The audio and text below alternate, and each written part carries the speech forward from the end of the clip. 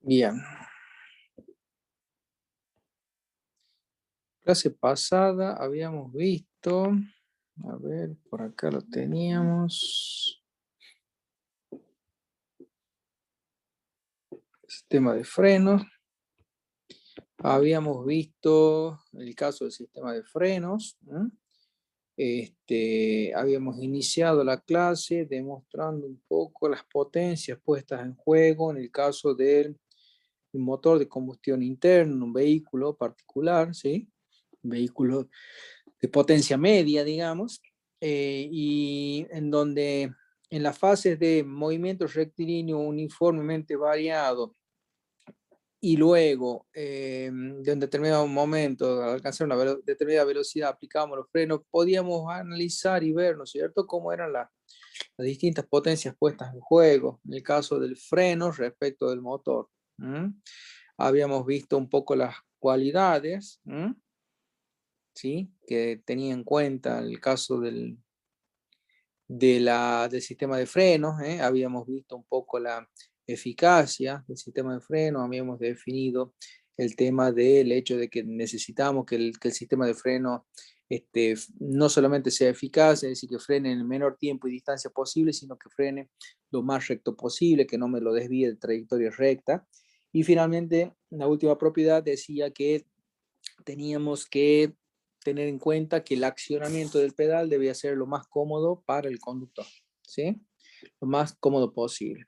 Habíamos visto también cómo es que jugaban esto de las fuerzas de rozamiento en el caso de la rueda que esté rodando sobre el asfalto, sobre el terreno, digamos, y una rueda que está bloqueada, cómo caía bruscamente, pasábamos de un muy estático a un muy dinámico, ¿sí?, que es el caso de la rueda bloqueada, y que esa situación era complicada desde el punto de vista digamos, de dónde se me producía. Si se me producía el bloqueo de las ruedas traseras, ¿se acuerdan? Por bajar el mu drásticamente a la mitad, pero iba a provocar seguramente una situación en donde el vehículo iba a tender a girar, a hacer un medio giro, una situación de trompo, con la consecuente peligrosidad que ellos representaban, ¿no es cierto? Y luego habíamos visto, ¿no es cierto?, habíamos hecho el análisis en el cual las ruedas, habíamos asignado o hecho un análisis en función de unidades de frenado, ¿sí? Y habíamos visto que, por ejemplo, si yo lograba en el freno de cinta o de campana, lograba de alguna manera hacer las dos zapatas primarias, podía llegar a utilizarlas esas adelante, ¿no es cierto?, y dejar el sistema convencional de primaria y secundaria para la parte trasera, para que de alguna manera, bueno, y compensaba, ¿no es cierto?, y me alejaba, en el caso siempre de las ruedas traseras, me alejaba de la posibilidad del bloqueo, ¿sí? Hasta ahí un poco lo que habíamos visto desde el punto de vista del análisis de uno de los sistemas de freno, que era el sistema de freno por cinta o campana. Lo que nos queda analizar ahora, a partir de la clase de hoy, justamente tiene que ver con el otro tipo de sistema de freno que también tiene su relación o su aplicación, podríamos decir, en el caso de los vehículos automóviles modernos o actuales, que tiene que ver con el tema del sistema de frenos de disco. El sistema de frenos de disco tiene su correlato, tiene su principio de funcionamiento, se basa en el caso del freno utilizado, ¿no es cierto?, por todos conocido, lo que muestra el autor en la figura 1, el caso del freno utilizado en las bicicletas. Freno de tacos, utilizado en no el que también traen las bicicletas, que es el actual, también el freno de disco, ¿no es cierto? Vamos al primitivo. En el caso del desarrollo de los primitivos frenos de las bicicletas, se basaba en unas pinzas que tienen una especie de tacos en los extremos, los cuales, ¿no es cierto?, haciendo o accionando digamos, en el manillar, accionando una palanca dispuesta en el manillar o en el manubrio de la bicicleta, tiraba de un cable y ese cable hacía que basculara esa horquilla y provocando, ¿no es cierto?, que los tacos de las ruedas, digamos, de los frenos, rocen contra la llanta de la bicicleta, provocando en ese caso la aplicación, como habíamos definido en la clase pasada, de un elemento fijo, como son los tacos de caucho normalmente, contra un elemento giratorio como es la llanta, provocando la disminución de velocidad de la bicicleta o eventualmente, si la aplicación persiste, en provocar, ¿no es cierto?, la detención por completo de esa bicicleta. ¿Mm? Algo similar, si ustedes se fijan en la figura 2, lo están viendo, se ve bien, ¿no es cierto? ¿Se escucha bien hasta ahí? Sí, profe. Sí, profe, venimos bien. Bien, entonces en el caso de la figura 2 y haciendo un parangón, una analogía con esto del freno de la bicicleta, podemos decir que el freno de disco, el principio del disco de freno, ¿qué vamos a tener? Vamos a tener un disco de freno D, un disco de freno D,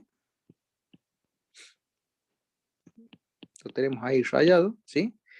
Que se encuentra en el medio de dos pastillas de freno, una por aquí y otra por acá, que son las que actuando conectadas a un circuito hidráulico H, llega una presión hidráulica, ya vamos a ver desde qué elemento, si llega presión hidráulica, y se reparte entre los dos cilindros, entre dos cilindros hidráulicos dispuestos uno a cada lado del disco, los cuales, ¿sí?, esa presión hidráulica es la encargada de accionar estas pastillas de freno, que son los elementos rozantes, que son en definitiva los que van a, digamos, aplicarse contra el disco giratorio y provoca de esa manera, ¿no es cierto?, la disminución de velocidad o la detención por completo de ese elemento móvil, ¿sí?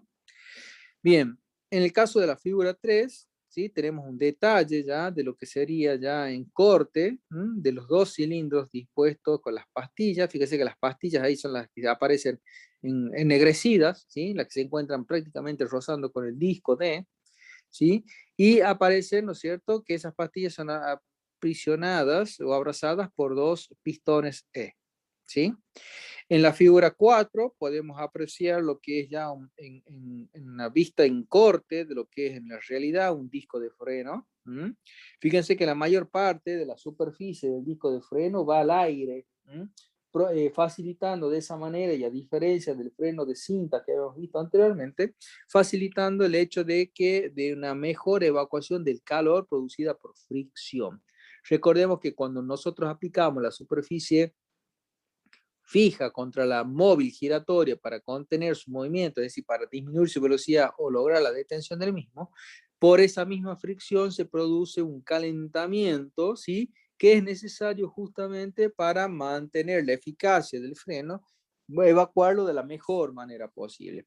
Esta es una de las grandes ventajas que presenta este sistema de freno respecto al de cinta o cinta o campana, en donde habíamos visto anteriormente que la cinta o campana quedaba encerrada, ¿no es cierto? Y las cintas en el interior de la campana provocando el roce y generando calor y quedando encerrado, ¿no es cierto?, en la parte interior de la campana, haciendo muy difícil la evacuación de calor.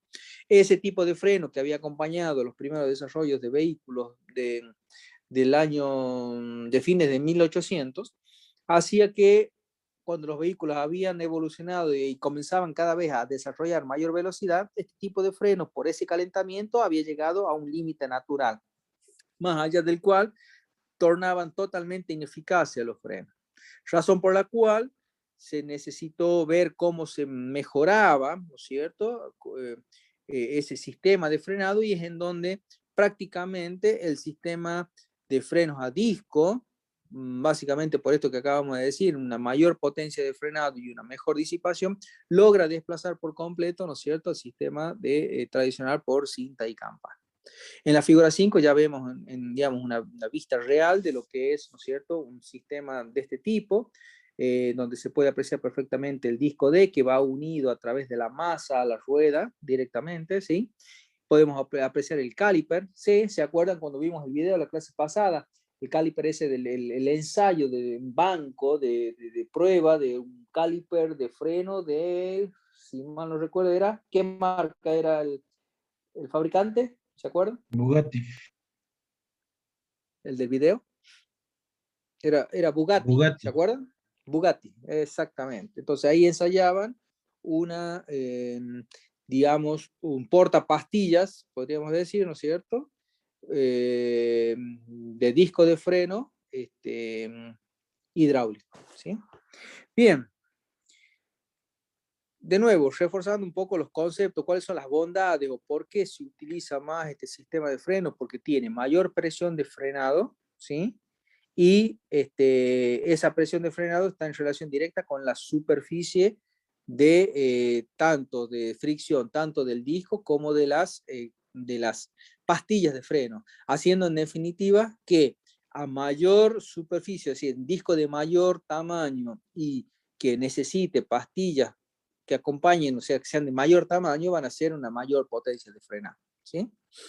Bien, existen dos tipos de montaje de este portapastillas, uno que es fijo y uno que es flotante. El fijo prácticamente ya no se utiliza al día de hoy, fueron los primeros desarrollos que se hicieron con este tipo de sistemas de freno.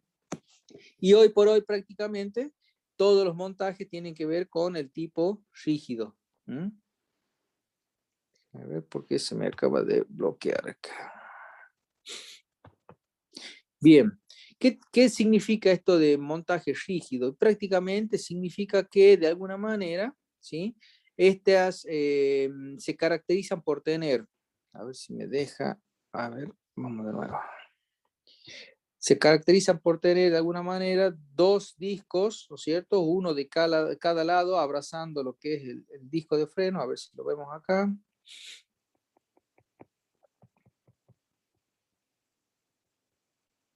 Aquí. Acá tenemos la explicación de lo que es un disco flotante, fíjense. En esta vista en corte 2 puedo ver si el émbolo E, ¿sí? El émbolo hidráulico, al émbolo el cual le llega una presión hidráulica de una bomba, que ya vamos a ver enseguida, ¿sí? Le llega una presión hidráulica una vez que el conductor acciona el pedal del freno. En primera instancia, esa presión hidráulica sobre el pistón E hace que actúe, ¿no es cierto?, o hace que la pastilla, que en este caso estaría del lado derecho del disco que tengo acá, ¿sí? Esa pastilla F del lado derecho haga roce en primera instancia por una acción directa de la presión hidráulica, ¿no es cierto?, sobre la pastilla contra el disco. Y luego aparece la segunda ley de Newton, en donde esa misma presión hidráulica que se hace presente aquí en la cavidad H, ¿sí? Una vez que empujó a la pastilla contra el disco y como no puede avanzar más, ese aumento de presión hace que aparezca una reacción R de igual sentido, igual dirección, pero sentido contrario, haciendo fuerza contra las paredes, ¿no es cierto?, contra el fondo de ese cilindro hidráulico. Haciendo en definitiva que, como ese esfuerzo se transmite a todo esto que es el cuerpo del cilindro, ¿sí?, en definitiva provoque en un segundo tiempo que esa acción, ¿no es cierto?, esa reacción, digamos, actúe directamente sobre la pastilla que tengo del lado izquierdo, sobre esta pastilla de acá, haciendo que justamente en esa y en dos tiempos se provoque, ¿no es cierto?, la fricción del disco por ambos lados, digamos, provocando a partir de ello con la reacción, ¿no es cierto?, con la acción de frenado. Puede ser, como en este caso, fíjense, en el detalle 3 puedo apreciar lo que sería para este caso en particular, ¿no es cierto?, de las pastillas de freno, los elementos friccionantes, estos que van a rozar contra el disco, y que puede estar normalmente, digamos, conformado por doble pistón. Doble pistón hidráulico, montado sobre un caliper o porta pastillas de freno del tipo flotante. ¿Sí? Bien. ¿Existe algún otro tipo de freno, ¿sí?, que nada tiene que ver con lo que vimos hasta el momento, ¿sí?, que se disponen, se localizan a la salida normalmente de la caja de velocidades, del sistema de transmisión, que es el tema que viene a continuación. Ese tipo de freno que se llama normalmente de contracción exterior, no es un tipo de freno que se utilice, ¿no es cierto?, como lo que hemos descrito hasta el momento en el uso de vehículos, sino que se utiliza en grandes en vehículos de transporte de carga, o sea, camiones o de pasajeros, o en caso de colectivo, a la salida de la transmisión. Y se utiliza únicamente como freno de, digamos, para, digamos, cuando el vehículo ya se encuentra detenido y se encuentra estacionado, como freno de estacionamiento únicamente. ¿Por qué? Porque hay un concepto que vamos a ver cuando estudiemos sistemas de transmisión que tiene que ver justamente con relación de transmisión y con las velocidades que existen giratorias a la salida de la caja. Si nosotros quisiéramos usarlo, este freno, como freno normal o convencional para disminuir la velocidad, es mucho el torque puesto digamos, que va a tener que manejar y lo va a volver un freno demasiado brusco, incumpliendo con la característica principal de ser un elemento de seguridad y que sea confortable para la conducción, ¿sí? O sea, que existe este tipo de freno, pero solo para como freno de estacionamiento para camiones y colectivos.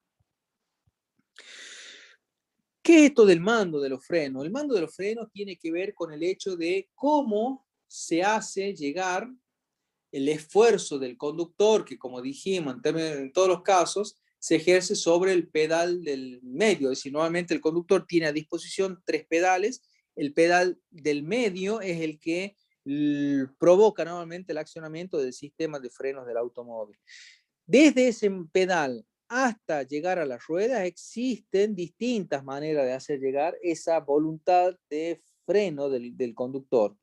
En primera instancia vamos a hacer de nuevo un recorrido histórico y podemos decir que ese mando, esa transmisión de esfuerzo desde el pedal hacia las ruedas podía hacerse como lo se hicieron los primeros desarrollos de vehículos, de forma mecánica, a través de un conjunto de varillas, tal como muestra la figura acá, en la figura 712, un juego de varillas y como si fueran, digamos, vieron los cables de las motocicletas, los que no tienen frenos hidráulicos, sino que tienen freno mecánico, se realiza a través de de un cable de acero, un cable acerado. A partir de eso es donde se transmite el esfuerzo, la voluntad de freno por parte del conductor. En el caso de los primeros desarrollos de vehículos, también se realizaba de esa manera con una muy complicada disposición de varillas metálicas y de cables de acero, ¿sí? Y en donde la principal dificultad que tenía este sistema, que estamos viendo en la figura, era que por estar el sistema de frenos en la parte inferior del chasis o bastidor, lo hacía que esté muy enfrentado y muy expuesto a todo lo que es tierra, barro, lluvia, entonces tornando dificultoso desde el punto de vista del mantenimiento. ¿Por qué? Porque cada tanto había que meterlo a la fosa, desarmar, lavar las piezas, engrasar y demás. Entonces, toda esa alta tarea de mantenimiento hizo que de alguna manera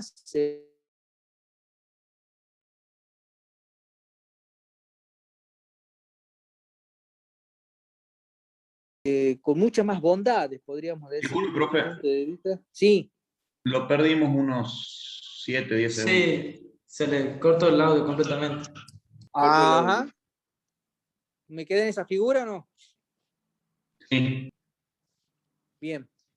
Entonces decíamos que inicialmente el desarrollo de los primeros vehículos venían con un mando mecánico, es decir, al hablar de mando hacemos referencia a cómo llegar, cómo transmitir la acción del pedal por parte del conductor hasta llegar a las ruedas, ¿sí? Esa acción se podía transmitir, como en el desarrollo de los primeros vehículos, a través de mandos, digamos, de cables de aceros, ¿sí? Convenientemente dispuestos, ¿sí? Haciendo como si fuera en el caso de los ciclomotores. Los ciclomotores que no tienen mando de freno hidráulico tienen sistemas de cable, ¿no es cierto? Cuando uno acciona la palanca de freno, tira de un cable y ese cable acciona directamente sobre el sistema de freno de la rueda. Algo similar sucedía en el caso del automóvil con un poco más de complejidad y con la desventaja de que todo este sistema, por estar en la parte inferior del chasis o bastidor, quedaba muy expuesto a lo que es la tierra, lo que es el barro, lo que es la lluvia, lo que es la nieve, si transitaban en caminos de nieve. Entonces, ¿qué hacía todo esto? Que lo tornaba dificultoso desde el punto de vista de mantenimiento, porque cada tanto yo tenía que meterlo a este tipo de vehículo con este sistema, digamos, para hacerle mantenimiento, desarmar todo, lavar, engrasar. Muchas veces, dependiendo del terreno por donde transitaba, pero muchas veces podía ser cada 15 días o 20 días tenés que hacer esta tarea, haciendo que sea una tarea alta, con alto mantenimiento y para nada práctico, ¿no es cierto? Es por ello que este sistema dejó de utilizarse prácticamente y hemos pasado a un sistema de mando hidráulico. Este sistema de mando hidráulico es lo que tenemos presente hoy en día en nuestros automóviles y luego cuando ustedes hagan el práctico correspondiente van a ver que el caso de los vehículos que hayan ustedes elegido van a tener este sistema. ¿Qué ventajas tiene? Aparte del mantenimiento que decíamos. La ventaja principal radica en lo siguiente, fíjense. Vamos primero a los componentes. ¿Qué tengo como componentes? El pedal de freno lo sigo teniendo, ¿sí? Sigo teniendo, o mejor dicho, me aparece en escena acá, fíjense, un cilindro hidráulico, formado ¿por qué? Por un pequeño pistón, ¿sí? Que se mueve dentro de justamente un cilindro. Aparece un líquido hidráulico, ¿sí? Que es el órgano a partir del cual se transmite presión hidráulica, ¿sí? ¿Y hacia dónde se transmite esa presión hidráulica? A través de conductos que llegan hasta un cilindro doble dispuesto en cada una de las ruedas, ¿sí? Los cuales, colocados convenientemente dos pistones correspondientes unidos uno a cada una de las zapatas, ¿sí? Cuando se ejerce la acción del pedal, justamente se eleva la presión en la bomba, se transmite la presión hidráulica al líquido hidráulico y luego ese líquido hidráulico, al entrar en el cilindro de cada una de las ruedas, se transforma en un esfuerzo, en un F y en un F, que es la que termina accionando las zapatas contra, ¿no es cierto?, contra la campana correspondiente, ¿sí? Entonces, ¿en qué radica la ventaja? Habiendo descrito las partes, ¿en qué radica la ventaja? Fíjense. Supongamos que yo tengo este pedal en donde el conductor va a ejercer una acción de 50 kilos, ¿sí?, de fuerza sobre ese pedal. Y suponiendo que el eje de giro de esta palanca está en el punto este que acabo de marcar. Considerando lo que me enseña la física, que tengo una palanca de primer género, ¿sí? Esos 50 kilos aplicado a 30 centímetros, ¿cuántos kilogramos por centímetro me da? Fuerza por distancia.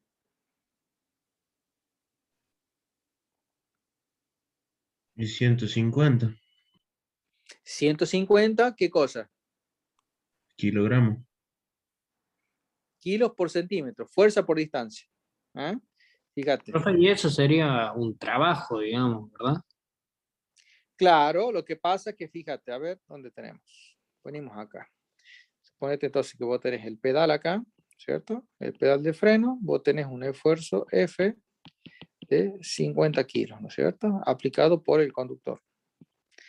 Vos acá tenés la menor distancia, ¿cierto? La menor distancia acá vas a tener 30 centímetros. Este es el punto de pivoteo. A su vez, el punto de pivoteo, ¿qué vas a tener? Vas a tener que se comunica con un pistón. Ese pistón se mueve dentro del cilindro, ¿sí? Entonces, ¿qué pasa? Fíjate.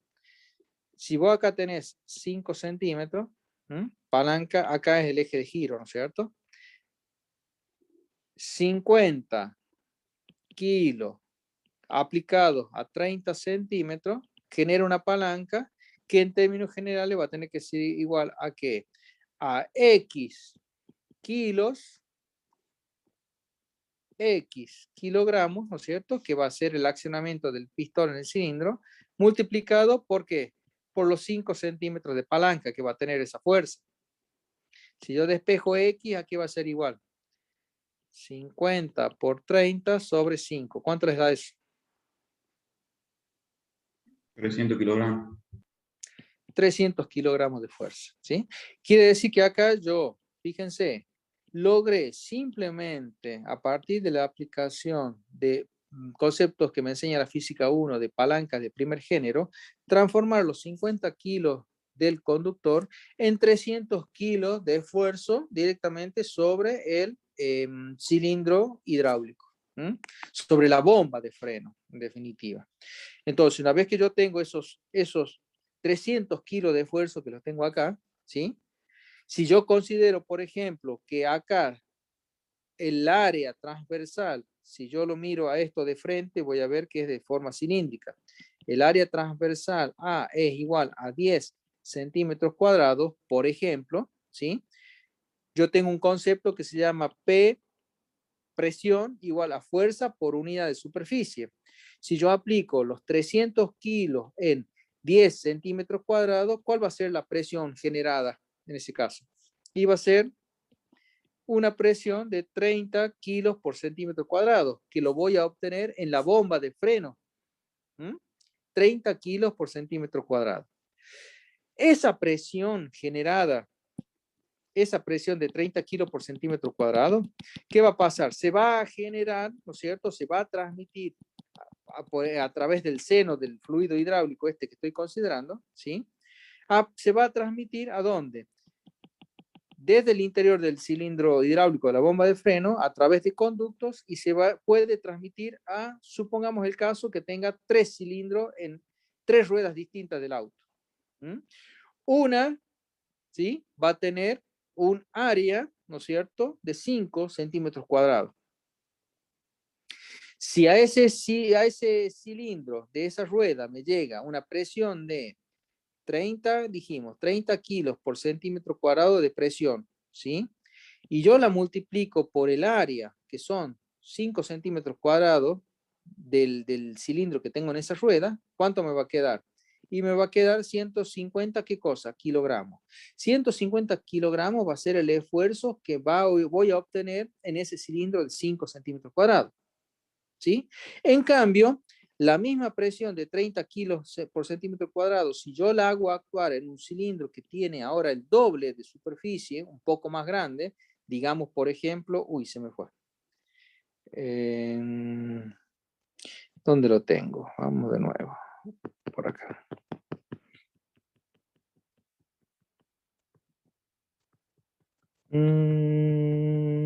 Aquí, digamos, un cilindro del doble de superficie, o sea, 10 centímetros cuadrados, ¿cuánto va a ser ahora el esfuerzo que voy a lograr? 30 por 10, ¿cuánto sería?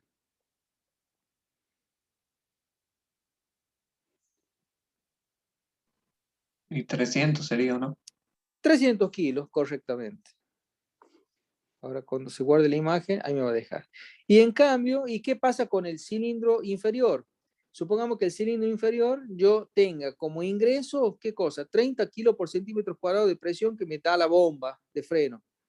Y si yo a eso lo desmultiplico, lo hago actuar en un cilindro que tenga ahora el doble del anterior, o sea, 20 centímetros cuadrados, ¿sí? 30 por 20 me va a dar 600 kilos de esfuerzo. Entonces, fíjense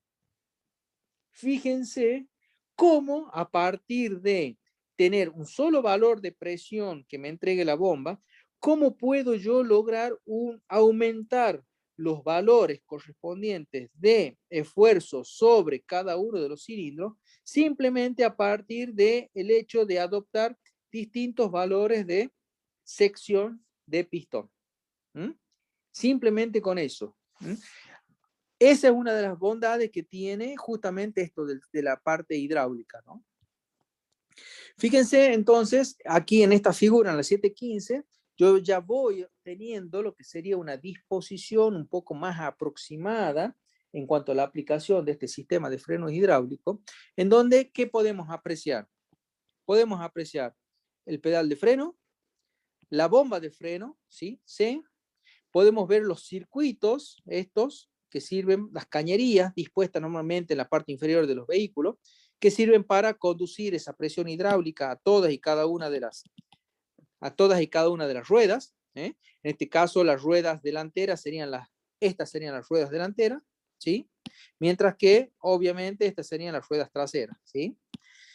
En las ruedas delanteras vemos que llega la presión hidráulica a través de dos conductos, a través de este conducto y este otro, ¿sí?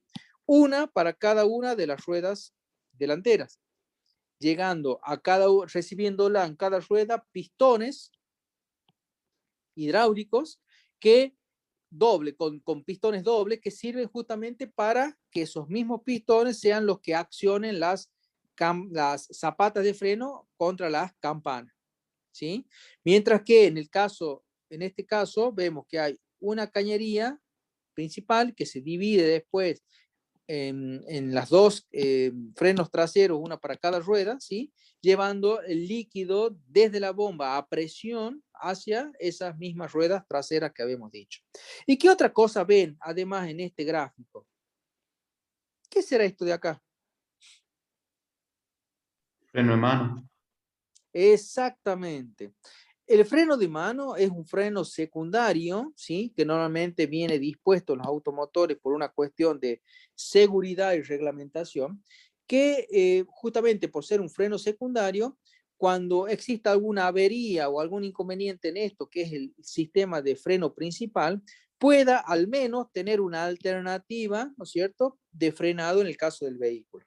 ¿Y qué es? No es otra cosa más que una palanca dispuesta a disposición del conductor, normalmente cercana a la palanca de cambios del vehículo, y que justamente viene con normalmente un accionamiento mecánico, a diferencia del principal que es del tipo hidráulico, según lo que hemos explicado recién, con un accionamiento mecánico y que solamente va a accionar ¿a qué ruedas? ¿A las delanteras o a las traseras? A las traseras. Trasero. Profe. Solamente a las ruedas traseras. O sea que las características principales del freno de mano son asistencia solamente como freno secundario, ¿sí? Como freno de asistencia de estacionamiento, como freno secundario. Tiene normalmente mando mecánico en la mayoría de los casos, ¿sí? Mando por cable, ¿sí? No mando por presión hidráulica. Y la otra característica que tiene, la tercera característica también, es que solamente viene a actuar sobre las ruedas traseras, ¿sí? Este elemento, ya vamos a ver, es el que, cuando hablamos ya de competición, este elemento es el que con las modificaciones de fábrica correspondientes, como puede ser un accionamiento en el tamaño mucho más grande, y que no tiene un sistema de traba o de clique que sabe tener normalmente el vehículo convencional, con esas modificaciones el freno de mano puede utilizarse, sobre todo si hablamos de vehículos, o sea, digamos, de competencias de rally, por ejemplo, son utilizadas justamente para jugar sobre las ruedas traseras con esto del coeficiente mu, haciendo que en determinadas situaciones de conducción, ¿sí? Y a conveniencia del conductor, provoque, ¿no es cierto?, en forma controlada esto de hacer que el vehículo tienda a entrar en una situación de semitrompo, ¿sí? Justamente para ahorrar tiempo y hacer, digamos, por ejemplo, una circunstancia de conducción, una curva cerrada para encarar una curva y que el vehículo logre realizarla en el menor tiempo posible con una maniobra controlada gracias a la acción, ¿no es cierto?, de este freno de mano. Hay un video que después tengo para mostrarles justamente para apreciar cómo es esta maniobra en sí que realiza un conductor, ¿no es cierto?, a favor justamente de la conducción, ¿sí? De una manera controlada. Bien. ¿Cómo es la bomba de freno? Fíjense, una bomba de freno la tengo en detalle acá en la figura 7.16, ¿sí? Tengo presente en el caso de un depósito de combustible, ¿sí? Que normalmente está colocado en la parte superior. Ese depósito de combustible es el que, del líquido hidráulico, es el que me va a permitir justamente hacer de que, como el nombre lo indica, sea el reservorio, ¿sí? En el cual voy a tener, ¿no es cierto?, con un controlado, con un nivel mínimo y un máximo, el líquido hidráulico, que es el que va a actuar directamente en el sistema de freno. Tengo normalmente el punto 1, el punto 1 que me muestra el autor acá en la figura, que sirve justamente para provocar de alguna manera la acción o el vínculo con el pedal del freno, ¿sí? Este tipo de bomba normalmente tiene, si ustedes se fijan, un pistón alargado, un pistón alargado ya en el interior, una vez que ingresa con el vástago, tiene un pistón alargado y un resorte. Ese pistón alargado, la función que cumple es que cuando accione el pedal del freno, el conductor, ese pistón se va a correr hacia la derecha, ¿sí? Venciendo la presión que le ejerce el resorte, y como todo este lugar donde está el resorte está lleno de líquido que me viene directamente, que me viene de acá, el líquido, todo el líquido que está acá arriba a través de las perforaciones que tiene en 2 y 4, viene y llena el espacio este que le acabo de marcar ahí. Una vez que llenaron ese espacio, cuando la acción del frenado del pedal, digamos, mueva el punto 1 y el vástago y el pistón hacia la derecha, va a tratar de comprimir al líquido en la cámara 10. Como ese líquido normalmente es, como todo líquido, digamos, por definición, es incompresible, ese líquido de alguna manera va a comenzar a verse presionado, a verse que cada vez ocupa un volumen cada vez más pequeño, haciendo en consecuencia que es ahí donde aparezca el concepto de presión, el cual se va a transmitir, ¿no es cierto?, hacia las ruedas delanteras y hacia las ruedas traseras, ¿sí? Finalmente, aparece como otro elemento presente en estas bombas de freno, esto que les voy a marcar ahora, ¿sí?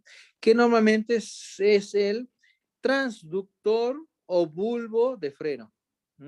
Es el elemento que me va a permitir que al momento de que aparezca una determinada presión hidráulica, justamente por acción de frenado por parte del conductor, esa acción de frenado haga de que ese transductor la interprete, la tome esa señal, ¿sí? Y pase como si fuera un circuito abierto, ¿sí?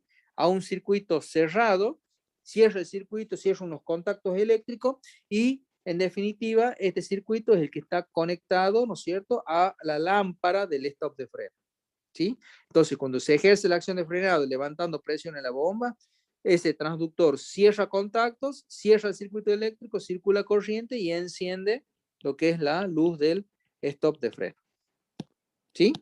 ¿Se entendió eso? Sí, profe. Bien, sigamos. Eso está. Bien, acá tenemos un caso que muestra el autor en la figura 720, en donde aparece esto del detalle de lo que es la bomba de freno, ¿sí? Con un depósito indicado en 3 que está separado. Esto en rigor de verdad no es tan así. Hoy por hoy, del depósito del líquido de freno se encuentra directamente encima de la bomba de freno, ¿sí? Y justamente como les decía, tienen las indicaciones del nivel inferior, nivel de mínima y nivel de máxima para controlar el nivel del líquido de freno, que es fundamental siempre a observar que se encuentre dentro de los límites establecidos, ¿sí? Acá podemos apreciar mejor medida esto de la salida de la bomba hacia los frenos traseros, ¿sí? Esos conductos que normalmente son conductos rígidos, ¿sí? Cañerías prácticamente, hacia los frenos traseros y hacia los frenos delanteros, ¿sí? Transportando esto que decíamos, la presión hidráulica generada en la bomba, ¿sí?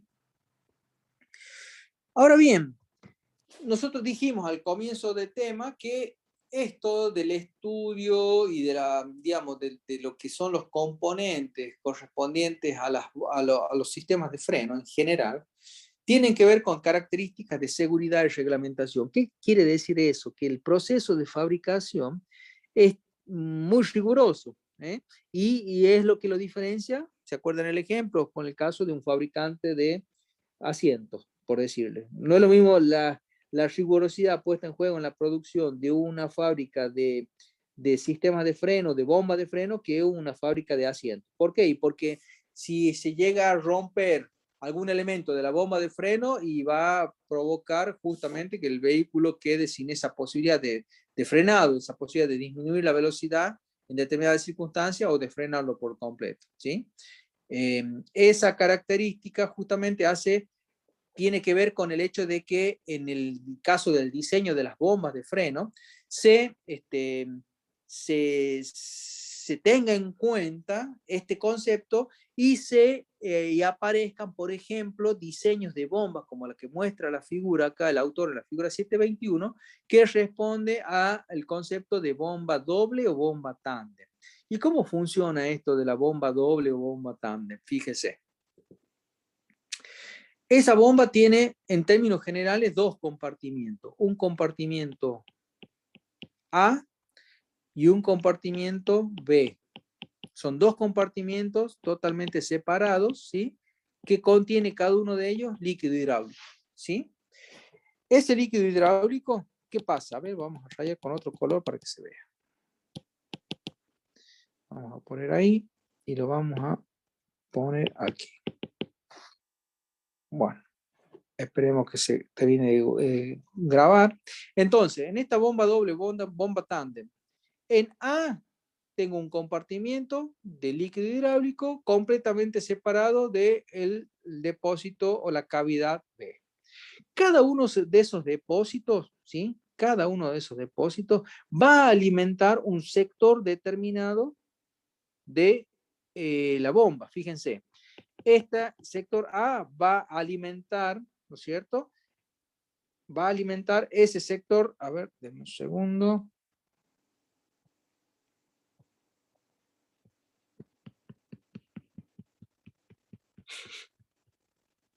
Aquí. Va a alimentar este sector y lo va a llenar de aceite hidráulico acá, ¿sí? Mientras que el B, a través de este orificio que está acá, va a venir y va a llenar de líquido hidráulico acá. Ambos lugares están separados por un pistón doble, ¿sí? Que está aquí puesto en esta parte. Ese pistón doble, loco. Ese pistón loco se complementa con esta parte que es en donde normalmente el conductor va a hacer acción, ¿sí? A través del esfuerzo P. Cuando el conductor pisa el pedal, ese esfuerzo P ingresa a través de este extremo, del extremo izquierdo de la bomba, ¿sí? Y como el líquido, yo tengo líquido acá, líquido hidráulico, lo que hace el líquido hidráulico es incompresible. Genera un esfuerzo de transmisión al cilindro este del medio. Y como este cilindro está loco en el medio, hace de que empuje a esta otra parte, ¿no es cierto?, donde yo también tengo líquido hidráulico procedente de B, haciendo en definitiva que tanto por aquí, que va a los frenos traseros, como por aquí, que va a presión hidráulica, los frenos delanteros, ¿sí?, provoque la presión de frenado, la acción de frenado, ¿no es cierto?, tanto a las ruedas delanteras como a las ruedas traseras. ¿Cuál es la ventaja de este sistema? La ventaja que tengo con este sistema es que, supongamos, estoy hablando de una bomba puesta en un vehículo de rally, larga en el primer prime, no tiene en cuenta un salto que tiene a poco de largar. Cuando salta el vehículo, tiene tan mala suerte que cuando cae, ¿no es cierto?, golpeando la parte inferior contra una piedra. Esa piedra, con tan mala suerte, me provoca una rotura en el conducto del líquido, presión hidráulica hacia las ruedas traseras. Si se me rompe acá, ¿qué va a pasar con el líquido hidráulico en ese sector? Lo va a perder.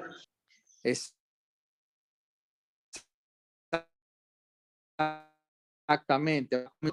Profe, se le Perder el líquido está... hidráulico. ¿De dónde? Lo que dije, no se escuchó.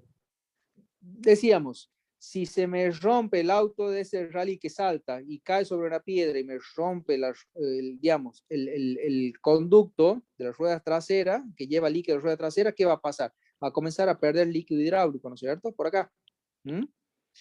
Si me pierde el líquido hidráulico por acá, ¿de dónde venía ese líquido hidráulico? Sigo el circuito y me viene de B, ¿no es cierto? Va a llegar un momento que el líquido que estaba en B, ¿qué va a pasar si sigue perdiendo? Se acaba. Se acaba, ¿no es cierto? Se pierdo todo el líquido, o sea que me queda con aire, lleno de aire. Al llenarme de aire, ¿qué pasa? Aquí en N, frena. que yo... ¿Cómo? No frenaría. Claro, o sea, me quedo sin líquido en N. Si me quedo sin líquido en N, me queda aire, y el aire es compresible. Por lo tanto, cuando se ejerza la acción de esfuerzo por parte del conductor, yo acá ejerzo la acción en P.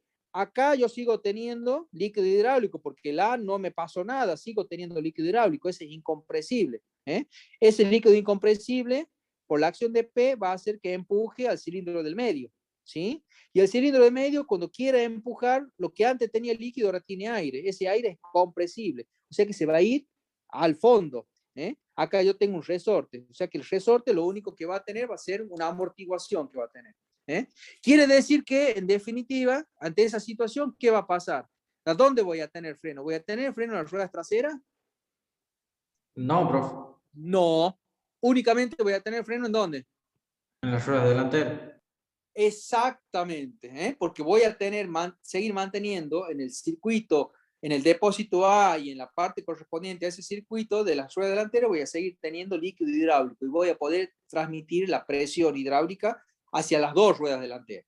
Si hago el mismo análisis de rotura y ensayo de rotura en el otro, en el conducto que me lleva líquido hidráulico hacia las ruedas delanteras, va a pasar algo similar, pero a la inversa, en donde yo voy a seguir manteniendo presión hidráulica en las ruedas traseras porque en el delantero, si sigue perdiendo líquido y no hago nada, me va a perder todo el líquido de A, voy a tener aire en lugar de líquido, va a ser compresible y solamente la acción de frenado va a actuar sobre el líquido que todavía tengo en B por no haberlo perdido, ¿sí? Entonces, fíjense cómo esta bomba doble o bomba de freno tándem, ¿sí?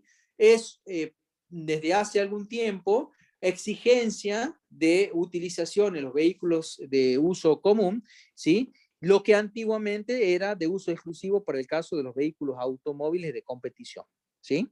Hoy por hoy, de acuerdo a la reglamentación y a las normativas, este tipo de bomba es la que debería usarse en la mayoría de los vehículos de uso común, ¿sí? ¿Quedó claro si la bomba tándem o bomba doble? ¿Alguna pregunta? Sí, profe. Perfecto. Y, profe, por ejemplo, si no tuviera eso y se rompiera, se quedaría sin freno en las cuatro ruedas, ¿verdad? Claro, si tuvieras una bomba simple con un solo depósito, un único depósito que alimenta un único cilindro, ante la rotura de cualquiera de los conductos, se te va a vaciar por completo el único depósito que vos tenés, ¿sí? Entonces vos acá repartís las chances de rotura, 50 y 50. Ya si me decís, bueno, profe, ¿y qué pasa si salta y rompe los caños de adelante y de atrás? Eso ya demasiada mala suerte, ¿no es cierto? Y Ya sí, directamente me tengo que dedicar a otra cosa y no a correr rally, ¿cierto? Así que bueno, esa es un poco la idea. Bien. Ahora, todo muy lindo y muy bonito, lo que venimos viendo hasta ahora de mandos hidráulicos, pero tenemos que decir, lamentablemente, que el mando hidráulico es prácticamente, me quedo corto, ¿no es cierto?, en cuanto a su aplicación para vehículos de transporte de carga y transporte de pasajeros. Concretamente, si yo pienso en que a un colectivo o un camión yo le puedo llegar a instalar un sistema de freno de mando hidráulico y prácticamente puedo decir que estoy un poco equivocado desde el punto de vista de que me voy a quedar corto, va a ser totalmente ineficaz aplicar ese sistema. En donde sí, de alguna manera, puedo pensar en aplicar para esos vehículos de gran porte, es directamente en un sistema de mando que se llama mando neumático, en donde yo de alguna manera a la presión hidráulica, ¿sí?, no va a ser aire a presión atmosférica, sino que yo lo voy a estar, digamos, ejerciendo a la presión de frenado gracias a la elevación de presión de aire tomado de la atmósfera a través de un compresor y, digamos, dispuesto en un circuito servir para conducir aire a 5 Lo kilos de volvimos a perder presión unos por segundos, centímetro profe. cuadrado. Ahí estamos de vuelta. Hola, hola, hola. Sí, ahora Profe, sí. Sí, ¿por qué ineficaz el hidráulico en los vehículos de gran porte?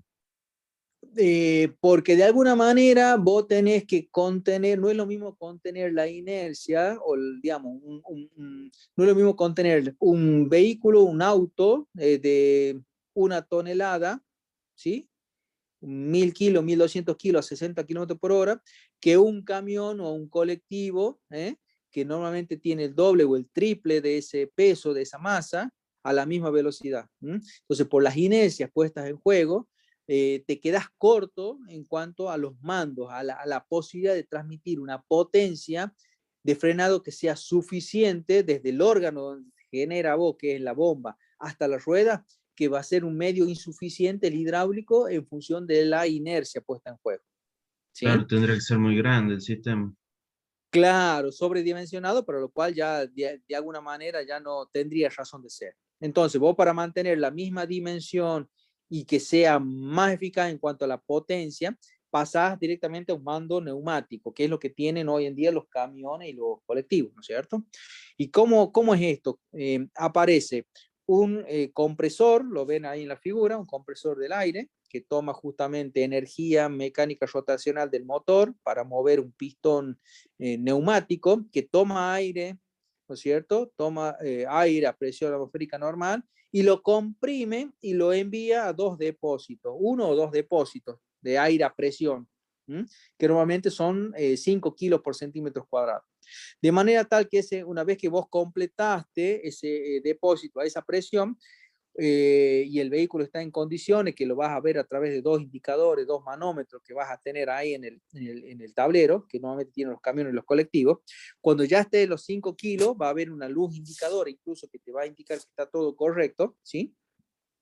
Y la acción de frenado de ese colectivo, de ese camión, se va a dar a partir de que, teniendo aire en los depósitos, vos pisás el pedal del freno y lo único que hace es correr justamente una corredera.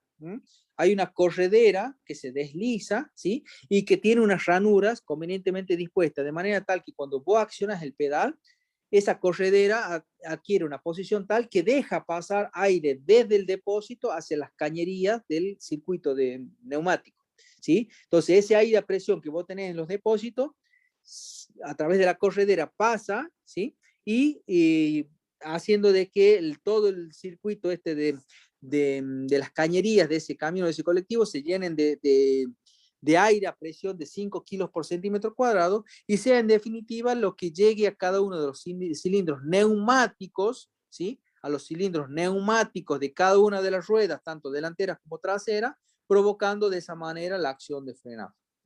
Esos cilindros neumáticos que hacemos referencia, que están en cada una de las ruedas, son los famosos, lo habrán escuchado, pulmones de freno de los camiones y de los colectivos. ¿Escucharon hablar de eso? ¿De los pulmones? Sí, profe. Bueno, esos no son otra cosa más que cilindros neumáticos que reciben la presión que viene desde los cilindros a esa presión que indicamos recién. ¿Sí? Fíjense que acá... ¿Cómo? Que son una de las cosas más peligrosas para desarmar. Sí, más vale que no te sobren piezas si lo desarmas, ¿no? Si no estamos en el horno, si no, ¿eh? Entonces, fíjense, lo normal y habitual que yo tenga como instrumento de, digamos, puesta a disposición del conductor en el tablero, lo normal y habitual es que tengan, ¿cuántos manómetros le dice ahí que figura? Fíjense. 2. 2, ajá. Los manómetros, ¿qué son los manómetros? Los manómetros son instrumentos indicadores de presión relativa.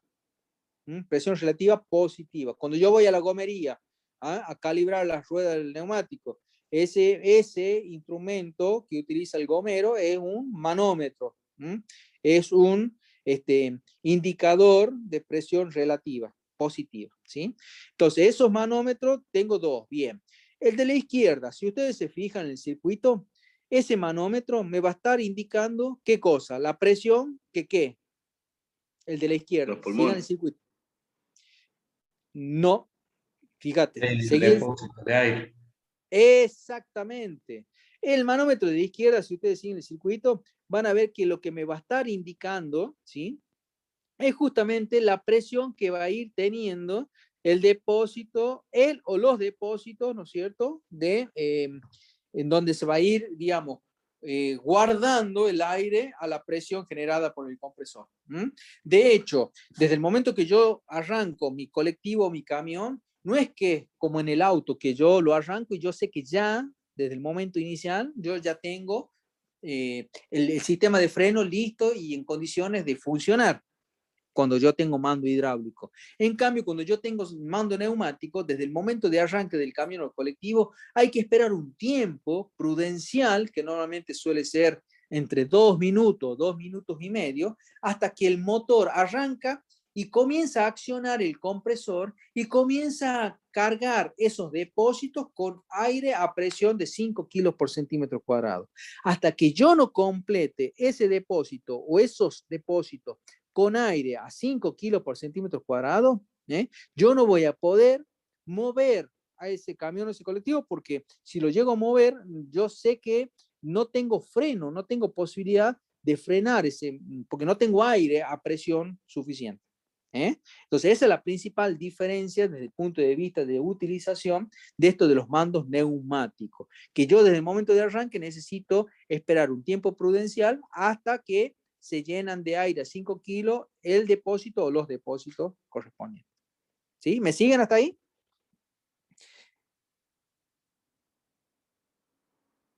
Sí, profe. Sí, profe. Esa indicación, de nuevo, de la presión que voy a tener de esos 2 minutos o 2 minutos y medio que voy a tener que esperar hasta que complete esa presión de 5 kilos, ¿quién me lo va a dar? El manómetro de la izquierda. Ahora bien, ¿qué me va a indicar el manómetro de la derecha? Sigan el circuito. La presión del sistema, ¿no sería? Claro, la presión de frenado. Una vez abierto el paso. Exactamente. Cuando no esté pisado el pedal mismo hace que la corredera corte, ¿no es cierto? Corte la comunicación desde los depósitos al circuito, haciendo de que no haya aire a presión en los circuitos, ¿no es cierto? Pero cuando el conductor, el chofer, accione el pedal, si se corre la corredera, va a poner en comunicación depósito, como decíamos, con la cañería. Y es ahí donde la cañería va a pasar de 0 a 5 kilos por centímetro cuadrado. Esa va a ser la indicación que voy a tener en el reloj de la derecha. En definitiva, es la presión de frenado, que va a variar entre 0, cuando no esté accionando el pedal, y 5 kilos cuando lo accione al pedal. ¿Se entendió eso?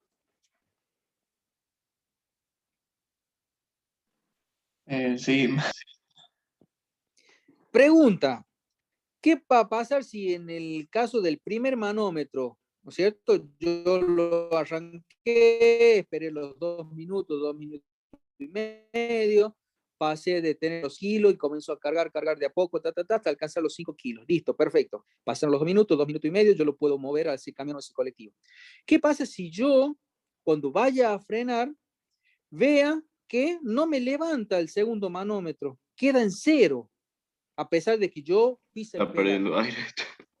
Exactamente, está perdiendo aire y en ese caso es indicativo. ¿Cuál es la falla típica en ese caso? Es la rotura del pulmón de freno, de uno de los pulmones de freno. ¿Sí? Entonces, cuando tenga esa falla, tenga presión suficiente en los depósitos, pero no tenga presión de frenado, es indudable que tenga una pérdida seguramente en alguno de los 4 pulmones de freno. ¿Se entendió eso?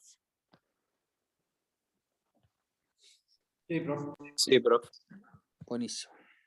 Bueno, acá una disposición más real, digamos, de un caso de un camión. Fíjense el depósito, el 20 es el depósito principal. En este caso tiene un solo depósito donde desde el momento de arranque hasta los 2 minutos, 2 minutos y medio, es ahí en el 20 donde se guarda ese aire a presión generada por el compresor 4. ¿Sí? Una vez que levanta eso, ya está en condiciones de frenar. Y fíjense cómo es la disposición de los pulmones. Ya en la realidad, seguramente, fíjense en el tren trasero, ustedes habrán visto, ¿no es cierto?, una disposición como esta para el caso de los pulmones. ¿Lo vieron a eso? Los pulmones quedan a la vista, ¿no es cierto? Lo que no queda a la vista son las zapatas de freno, que en el caso de la figura 17 que está señalado ahí, eso no, eso queda en el interior de las campanas de freno. ¿Sí? Pero los pulmones en sí, los pulmones esos 18 que tienen indicado ahí, son los que a simple vista, si uno ve uno estacionado y está justo estacionado atrás, los ve fácilmente. ¿Sí? Bien. ¿Alguna pregunta hasta acá? No, profe. Bien. Si ustedes recuerdan de cuando hablamos de las propiedades del freno, había una tercera propiedad que tenía que ver con la comodidad de accionamiento por parte del pedal, es decir, que el conductor al momento de frenar le tiene que ser cómodo, no tiene que ser un pedal de freno duro, ¿sí? Dentro de esa comodidad hay un elemento que justamente colabora en ese sentido y tiene que ver con el servofreno, ¿sí? El servofreno entonces es una asistencia, ¿sí? Mecánica, neumática, podríamos decir, que colabora un poco con la fuerza que tiene que hacer el conductor a la hora de frenar. Como es un tanto complicado explicarlo desde el punto de vista de una simple figura, como muestra el autor y demás, tengo acá un pequeño video para mostrarles acerca del funcionamiento de este elemento. A ver si ustedes me permiten, denme un segundo, creo que lo tengo acá. Bien. Dígame si se ve y se escucha bien. Sí, profe, se ve y se escucha bien. Bien. Los amplificadores de fuerza de frenado de vacío son parte de muchos vehículos. En la parte trasera de la carcasa del servofreno se encuentra una toma de vacío. La toma de vacío está conectada al motor o a una bomba separada. El pedal de freno transfiere la energía del pie del conductor al servofreno. Un diafragma separa dos cámaras entre sí. En esta animación puede apreciarse un diafragma flexible muy simple.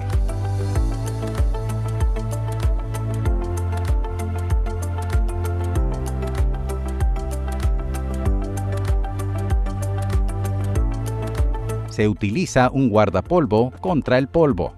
El cuerpo de válvula contiene un filtro de aire y dos resortes. Además, el cuerpo de válvula contiene una válvula de asiento, un émbolo distribuidor y un disco de reacción. La presión atmosférica se muestra aquí en azul.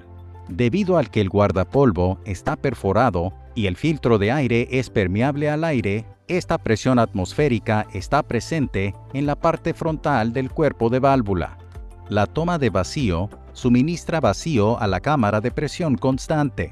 Dado que la cámara de presión constante está conectada a la cámara de presión variable a través de un conducto, el vacío está presente en la cámara de presión variable.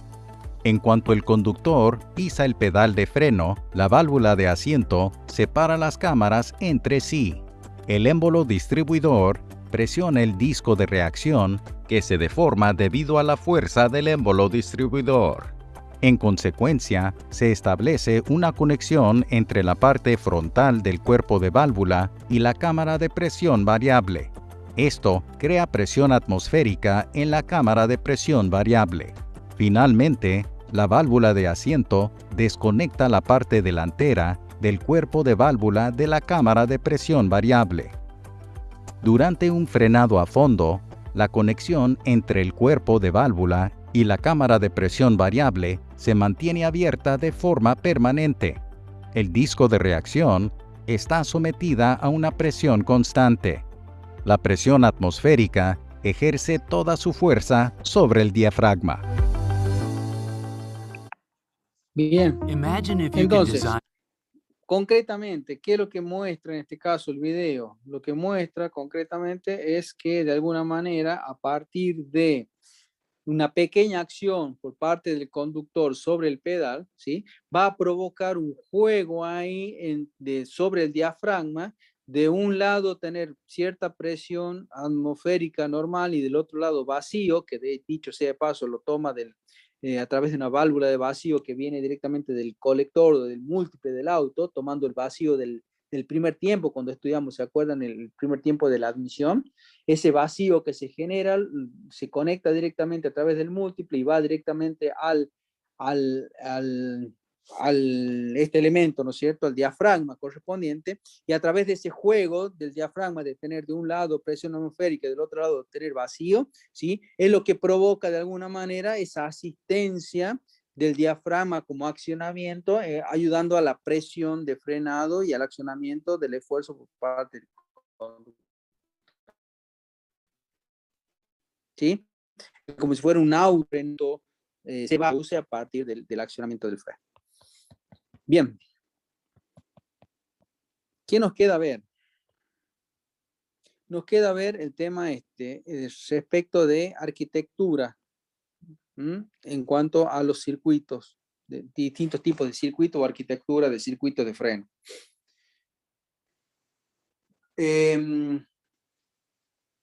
De nuevo, con esto de que decíamos hace un instante, de esto de la seguridad y la reglamentación puesta en juego en los elementos constitutivos de un sistema de freno hidráulico,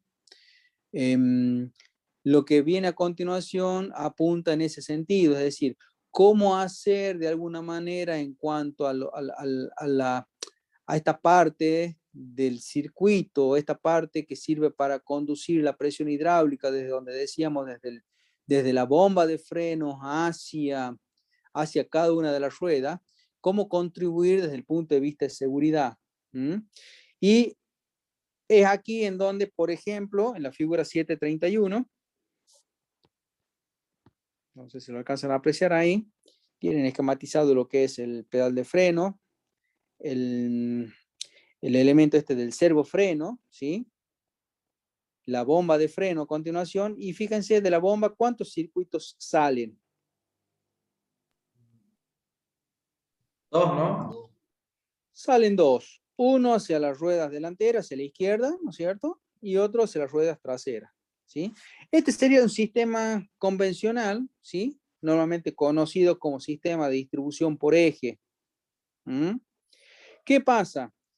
Esto se hace de esta manera justamente ¿para qué? Para que si existe la posibilidad, ¿cuál sería la situación más desfavorable?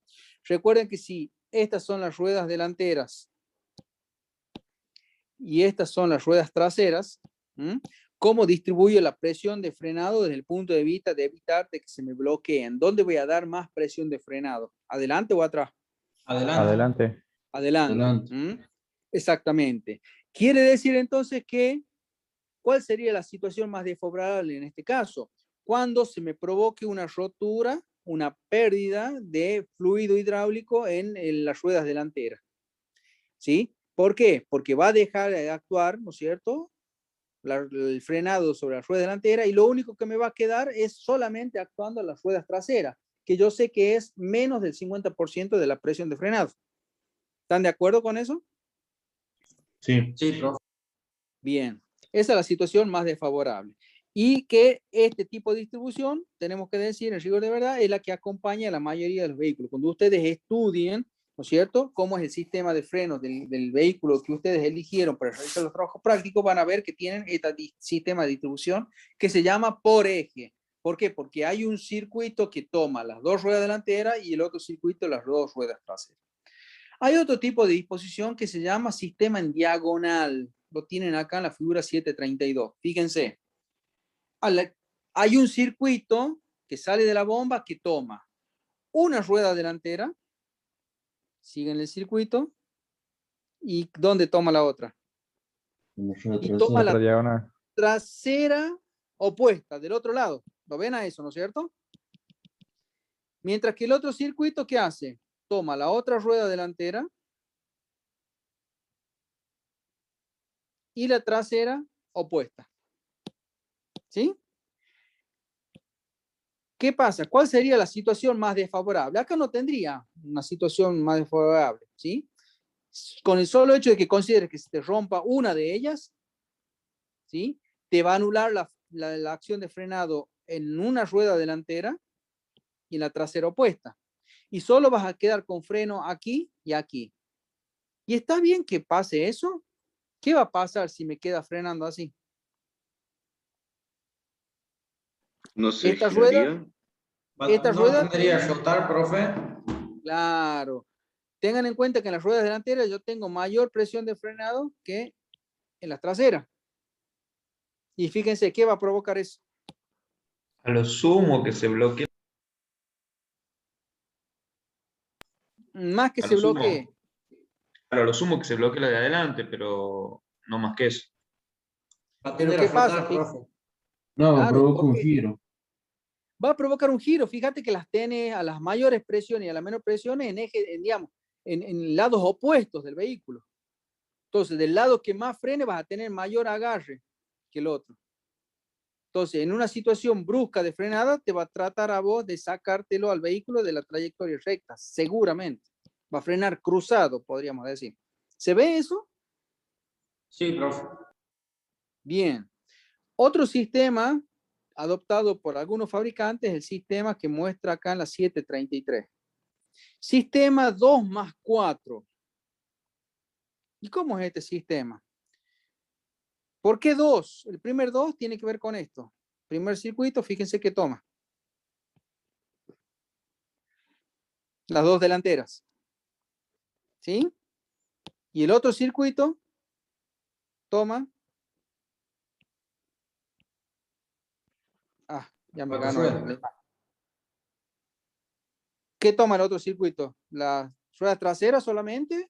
¿O las delanteras ruedas? también. Ajá. Toma las Y es cuatro. ahí claro, y es ahí el nombre, ¿no? 2, un circuito, más 4, el otro circuito. ¿Sí? Sistema 2+4. A partir de ahí, ¿cuál sería la situación más desfavorable? Que se me rompa, ¿qué? La línea que tome las 4 ruedas. Ajá. Rompiéndose esa, te va a quedar solamente actuando las ruedas delanteras. ¿Mm? Y Que debe de entrar con hecho, poca presión, porque en la línea que va solo para las delanteras debe tener una más del mitad de 50%. presión y la Más del otra mitad de presión. Claro, lo que pasa es que vos, acuérdate que cuando vos gradúas la presión de frenado, le das más del 50% de potencia de frenado adelante que atrás para evitar el bloqueo. O sea que si se te Claro, rompe pero no deberían llevar diferente presión las dos líneas, a lo que también van hacia las de atrás. No, fíjate que la presión te la da únicamente la bomba y la bomba es una sola. Vos lo que vas a regular es la presión de llegada a cada uno de los circuitos. ¿Me entendés? Claro, a eso Pero me siempre, refiero. claro, pero siempre vos vas a regularla de manera tal que las delanteras siempre en todas las circunstancias te frenen más del 50% de la presión de frenado del auto total la vas a tener adelante y menos del 50% atrás. O sea que en la situación más desfavorable va a ser cuando se te rompa el circuito de 4. Te va a quedar el de 2 actuando sobre las delanteras nada más. ¿Sí? Eso por un lado. Y por último, un circuito, acá, un circuito en cruz, podríamos decir. O triangular, fíjate. Circuito 1.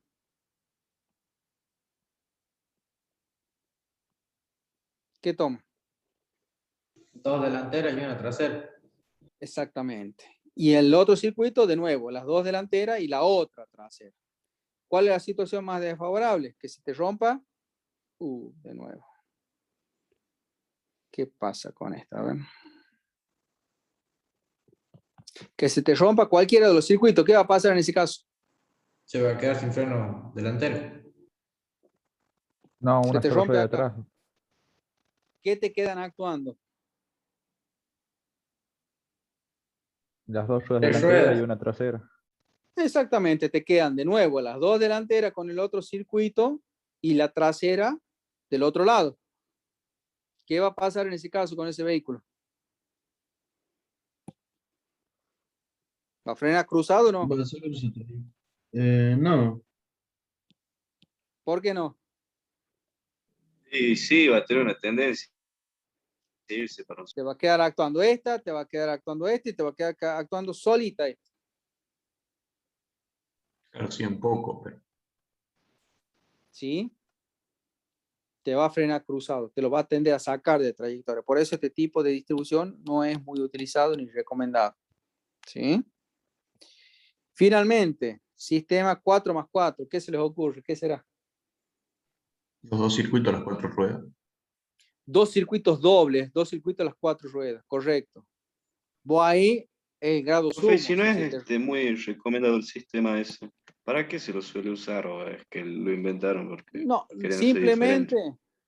simplemente el autor lo menciona porque muy poca, digamos, en toda la historia del automóvil se ha intentado a ensayar miles de cosas, ¿no?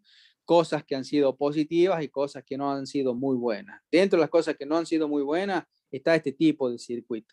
Entonces, el autor lo que trata de alguna manera es mostrar las bondades y las desventajas que tenés a partir del análisis de la arquitectura, ¿cierto? Es simplemente eso, para tratar de analizar bueno, y entrar en cuestionamiento acerca de las cosas que por ahí se han inventado y que no tuvieron mucha razón de ser, digamos, ¿sí? En el caso de este sistema 4+4, que es, digamos, sería lo ideal desde el punto de vista de la seguridad en cuanto a implementación de esto de los circuitos, disposición de circuitos, de estos de 2 sistemas dobles completos a cada una de las 4 ruedas, pero lamentablemente es un circuito que es muy poco utilizado, solamente se utiliza en los vehículos de alta gama, en función del alto costo que tiene esta conformación, ¿no? Doble, ¿sí? Casi podríamos decir que uso casi exclusivo de vehículos de alta gama. Bien. Finalmente, ¿qué me queda? Me queda hablar un poco y rápidamente del sistema ABS.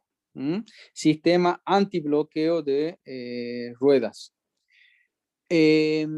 ¿Recuerdan cuando decíamos que las condiciones indeseables en cuanto a una frenada brusca era justamente el hecho de que se me bloqueen las ruedas traseras? ¿Se acuerdan de eso, no? Porque por la variación del coeficiente de rozamiento, etcétera, etcétera, etcétera. Para velar y para hacer, desde el punto de vista de las propiedades que analizamos al comienzo de este tema, la primera de ellas que era de la eficacia. La eficacia tenía que ver que aquel sistema de freno que lograba disminuir la marcha o detener por completo al vehículo en la menor distancia y en el menor tiempo posible. ¿Eso no sería eficiencia, profe? Eficiencia, perdón, eficiencia. Tienes razón, eficiencia.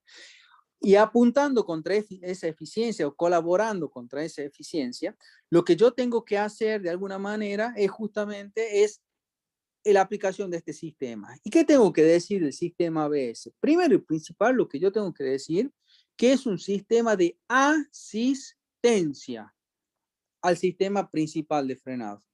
¿Qué quiere decir de sistema de asistencia? Que supongamos que este sistema en mi vehículo tiene algún tipo de inconveniente, alguna anomalía, alguna rotura en el sistema ABS, no es que me quede sin freno en el vehículo, ¿sí? Lo que yo me voy a quedar es sin la asistencia al bloqueo. Eso es fundamental. ¿Y cómo me voy a enterar yo de que tengo alguna avería o algún inconveniente del sistema de asistencia? A través de la indicación de un LED luminoso en el tablero indicativo de ABS. Cuando se me encienda el indicador y normalmente saben tener las siglas esa ABS y demás, esa señal visual es indicativa de que tengo algún tipo de inconveniente. ¿Y cómo tengo que interpretar eso? Que sí tengo ese sistema, que tengo una falla en el sistema, que no voy a contar a partir de esa falla con ese sistema de asistencia al frenado, ¿sí? Pero no es que me voy a quedar por completo sin freno en el vehículo. ¿Se entiende eso? Sí, profe. Sí, profe. Eso es lo primero que tengo que considerar. ¿Cómo está conformado el sistema ABS? El sistema ABS está conformado por electroválvulas y mandos electrónicos dispuestos en esta parte, como intermediario entre la parte convencional de pedal y bomba de freno, ¿sí? Pedal, bomba de freno y esto de la asistencia al esfuerzo de frenado, ¿sí? Y la parte correspondiente a la rueda propiamente dicha, ¿sí? En el medio se me va a situar esto del mando electrónico y mando a través de electroválvulas y mandos electrónicos. ¿Y cómo funciona? Fíjense, cuando en mi vehículo se ejerce en forma brusca, el conductor va a ejercer una fuerza P de accionamiento de pedal en forma brusca por haber detectado, no sé, se le iba en la ruta y se le cruzó un caballo, por ejemplo, por decir, ¿sí? Entonces, de manera brusca e imprevista, se cruza ese objeto en la ruta se asusta el conductor y acciona bruscamente el pedal. Cuando acciona bruscamente el pedal, ¿qué pasa? Ese esfuerzo brusco se traduce en la bomba ¿en qué? En una sobreelevación, ¿no es cierto? Una elevación brusca de la presión que va a generar la bomba, ¿sí? Esa bomba que genera ese sobreesfuerzo de presión, ¿a dónde es conducido? Y es conducido en forma directa, por lo pronto es conducida hacia la rueda, en forma directa. ¿Y qué va a tratar de hacer con esa rueda, esa presión, esa sobrepresión brusca? ¿Va a tender a qué? A la rueda, que viene girando, viene rodando sobre la ruta. Va a tender Clavarla.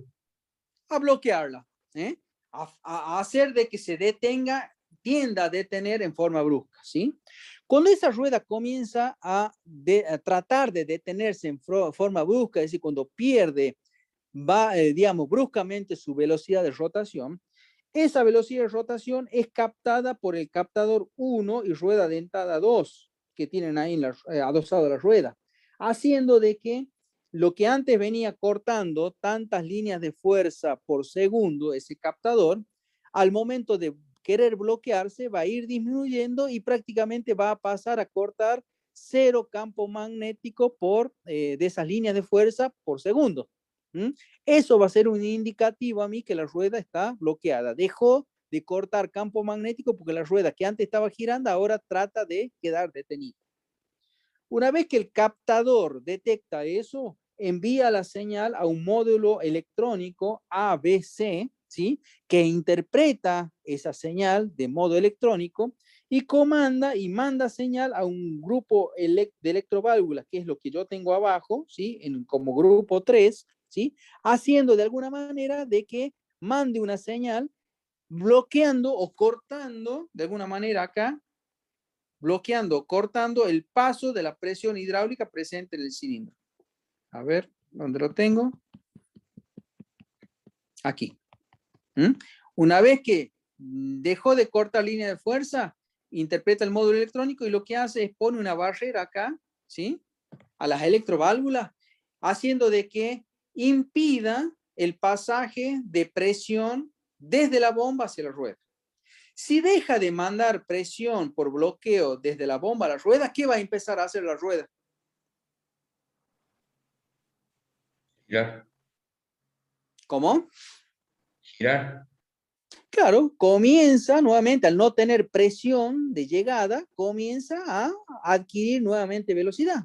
O sea, lo que estaba a punto de bloquearse ahora quedó liberada de presión y comienza nuevamente a ganar velocidad de rotación.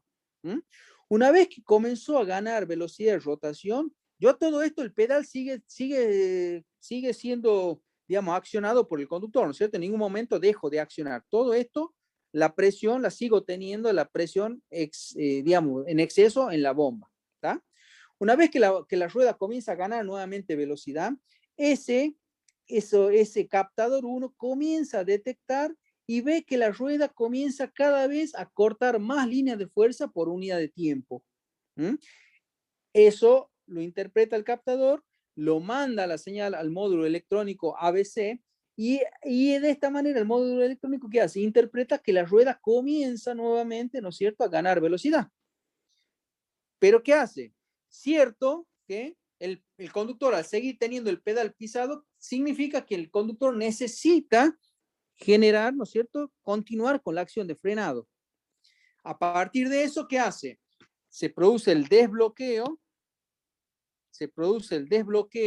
del módulo, digamos, del módulo electrónico que le manda la señal al grupo de electroválvula, haciendo que de nuevo aparezca en escena la presión proveniente de la bomba hacia la rueda.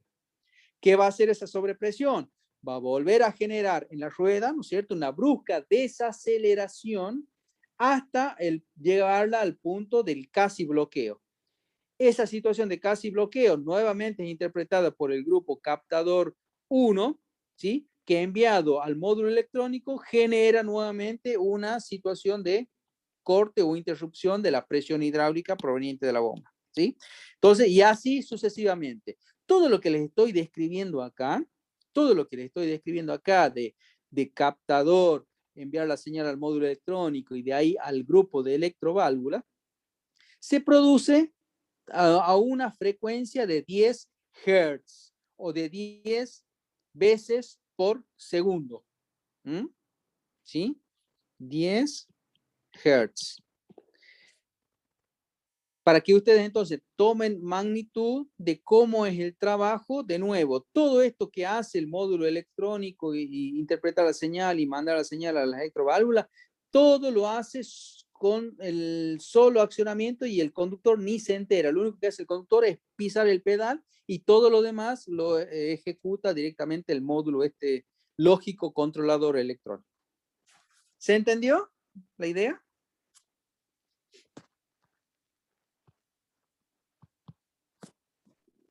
Hola, hola. Sí, profe. Sí, profe. Perfecto. Bien. Eso a grandes rasgos, ¿sí? Cómo es que funciona y la frecuencia que maneja, ¿sí? Bien. ¿Alguna pregunta hasta acá? ¿Dudas? ¿Consulta? ¿Se entendió más o menos el tema? Sí, profe, bastante claro. Bueno. Hasta acá podríamos decir que está más o menos visto lo que teníamos preparado para el caso de sistema de freno. Lo único que me queda mostrarles es esto del video donde muestra, ¿no es cierto?, el juego que hace en el caso de conducción de competición, estas maniobras controladas y en donde se ve claramente la utilización del freno de accionamiento manual o freno de mano, ¿sí? Si ustedes me permiten, entonces, vamos a ver si lo tengo al video. Déjenme ver, a ver si lo tengo acá. Sí, ahí está.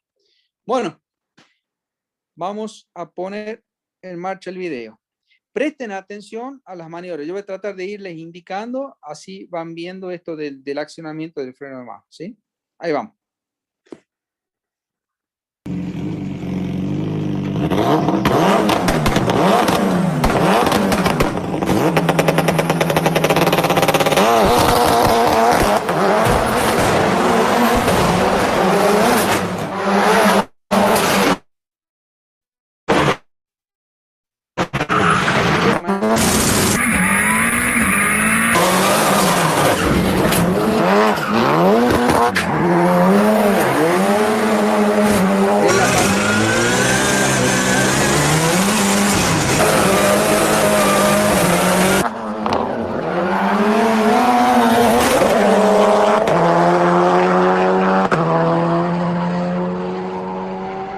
¿Se escucha bien?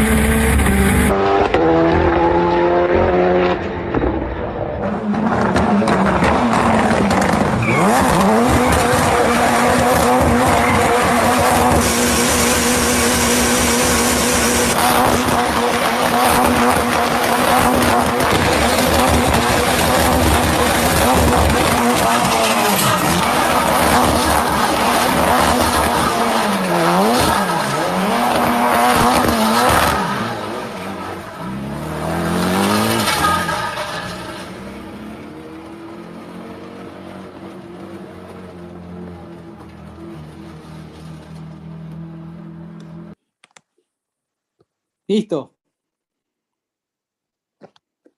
No lo intenten en la casa esto, ¿eh?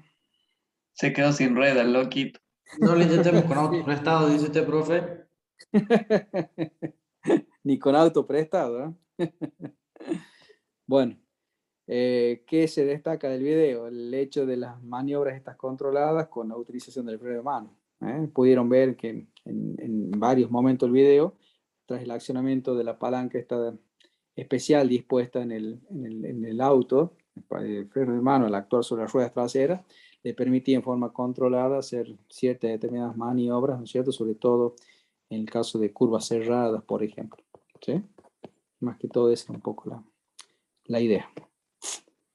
¿Sí? ¿Estamos listos? Vamos, profe. Sí, profe. Perfecto. Bueno, estaríamos entonces en condiciones. No sé si les quedó alguna duda, consulta. Si no, directamente damos por terminada la clase de hoy.